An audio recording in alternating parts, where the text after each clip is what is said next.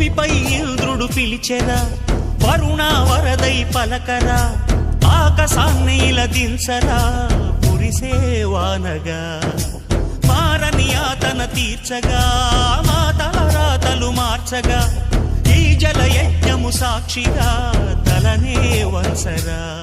మహారాజు తాని సమిధల్లి మారి నిలువెల్లా వెలిగెరా, భోగాన్ని విడిచి త్యాగాన్ని వలచి తాపసిగా నిలిచెరా.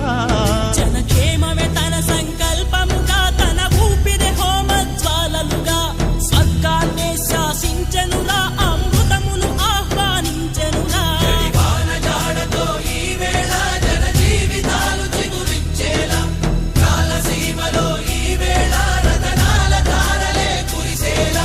గల్లు గల్లు మని సిరిము వల్లే చినుకే చేరగా, జల్లు జల్లు మని పులకింతల్లు